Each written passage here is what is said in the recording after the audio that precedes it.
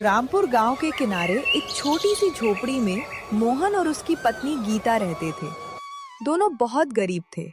उनके पास बस एक बकरी थी जिसके दूध से किसी तरह घर का खर्च चलता था। हर सुबह गीता जंगल जाकर अपनी बकरी के लिए ताजी घास काट कर लाती थी। उस दिन भी सुबह सुबह गीता जंगल में घास काट रही थी। तभी पास खड़ी एक सुंदर सी जादुई गाय उसे ध्यान से देख रही थी। ये औरत सच में बहुत मेहनती है। रोज सुबह बिना आराम किए जंगल चली आती है और अपनी छोटी सी बकरी के लिए घास लेकर जाती है। लेकिन बेचारे इतने कम दूध से आखिर कितना गुजारा करते होंगे। मैं चाहूँ तो इनकी जिंदगी बदल सकती हूँ। अगर मैं इनके साथ रहने लगूं तो ये लोग आराम से अपना घर चला पाएंगे। और वैसे भी इसका दिल बहुत साफ लगता है। इतना कहकर वह गाय धीरे धीरे चलते हुए गीता के पास पहुंचती है और बोलते हुए कहती है, सुनो बेटी, क्या तुम मुझे अपने घर ले जाओगी? इस दुनिया में मेरा कोई अपना नहीं है। मैं बिल्कुल अकेली हूँ। अगर तुम मुझे सहारा दोगी तो बदले में मैं तुम्हारे घर खुशियाँ भर दूंगी। गाय को इंसानों की तरह बातें करता सुनकर गीता बुरी तरह घबरा जाती है। हे भगवान, ये मैं क्या सुन रही हूँ? कोई गाय इंसानों की तरह कैसे बोल सकती है? मुझे तो अपनी ही आंखों पर भरोसा नहीं हो रहा। कहीं मैं सपना तो नहीं देख रही? घबराओ मत बेटी, मैं कोई साधारण गाय नहीं हूँ। मेरे पास जादुई शक्तियाँ हैं, इसलिए मैं इंसानों की भाषा समझ और बोल सकती हूँ। अगर तुम मुझे अपने घर में जगह दोगी और अपनापन दोगी तो मैं तुम्हारी गरीबी दूर करने में मदद करूँगी। गाय की बातें सुनकर गीता के चेहरे पर खुशी दिखाई देने लगती है। उसे लगा जैसे भगवान ने उसकी सुन ली हो। अगर सच में ऐसा है तो ये हमारे लिए किसी वरदान से कम नहीं होगा। चलो, आज से तुम भी हमारे साथ रहोगी। मैं तुम्हें अपने घर लेकर चलती हूँ।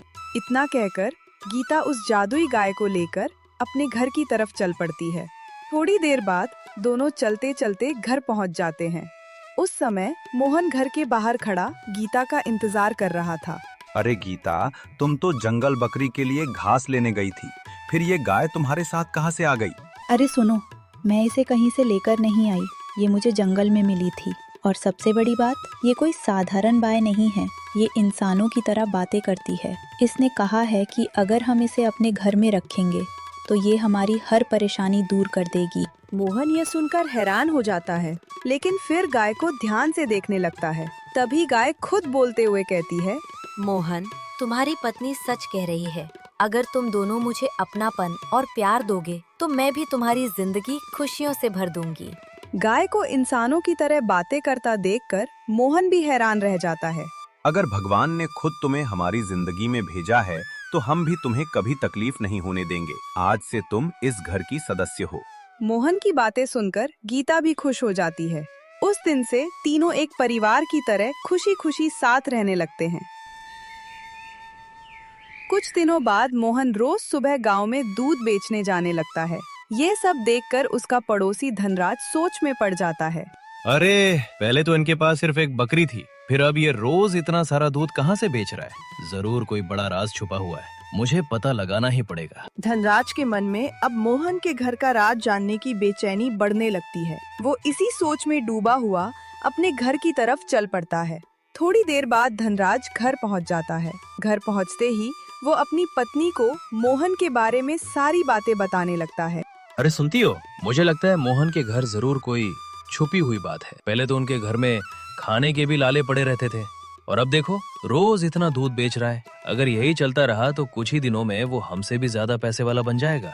तभी तो मैं कहूँ, अचानक इनके घर की हालत कैसे बदल गई। आप जल्दी पता लगाइए।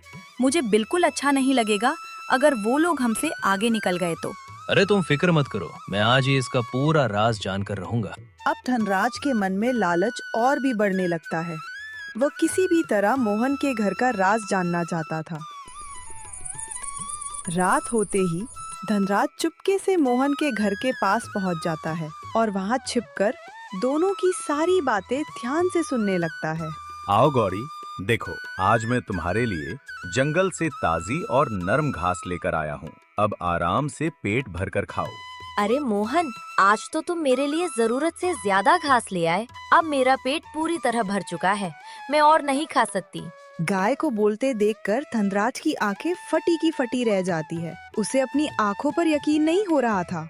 हे भगवान, ये गाय सच में बोल रही है। जरूर यही इनके अच्छे दिनों का राज है, तभी तो इनके घर में इतना दूध आ रहा है।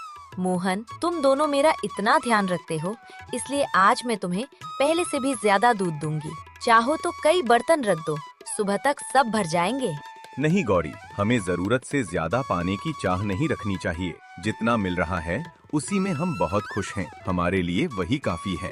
मोहन की बातें सुनकर गाय मुस्कुराने लगती है, लेकिन दूसरी तरफ धनराज के मन में लालच पैदा हो चुका था।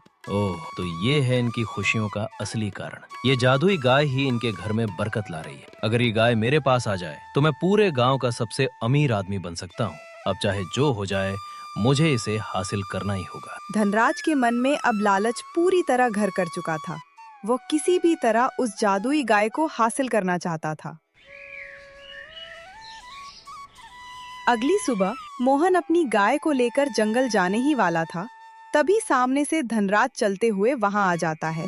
अरे मोहन भाई, सुबह सुबह कहाँ जा रहे हो? लगता है अपनी गाय को जंगल में घास खिलाने ले जा रहे हो।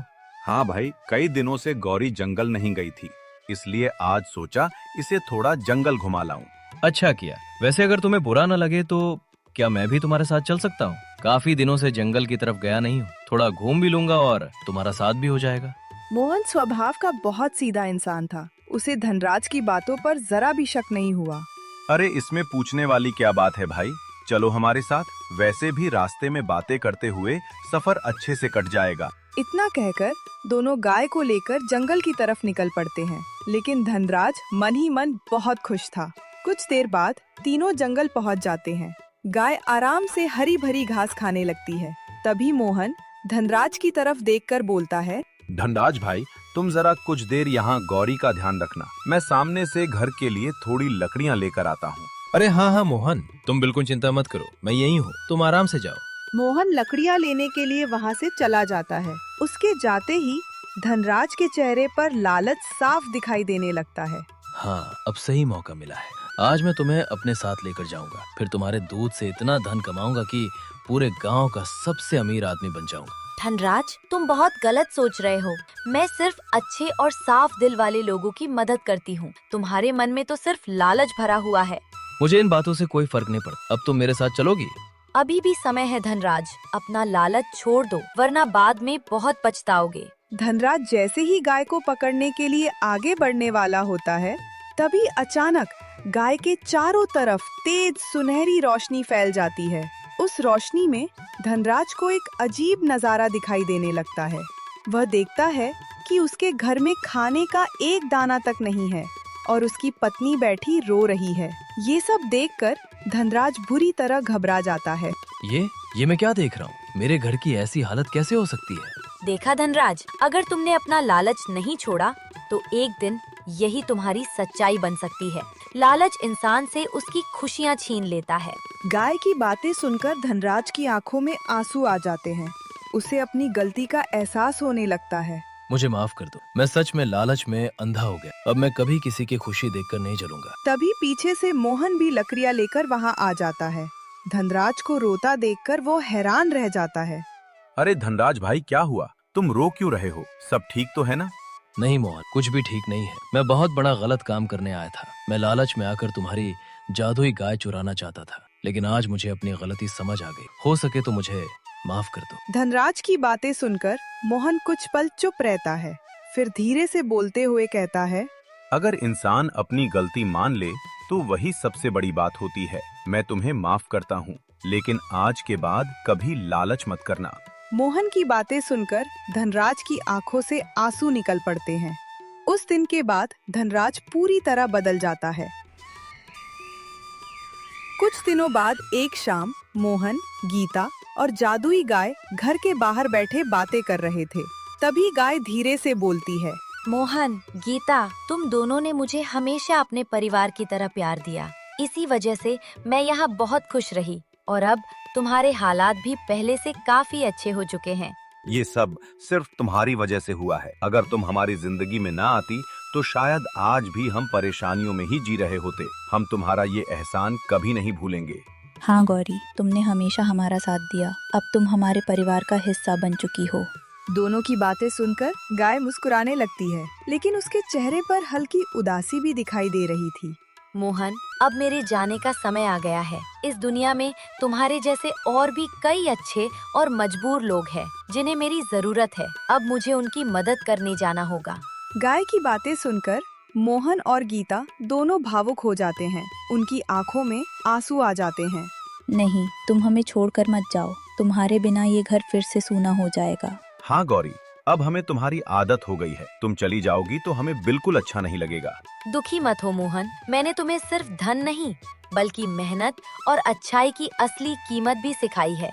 जब तक तुम दोनों अच्छे काम करते रहोगे, भगवान हमेशा तुम्हारा साथ देंगे।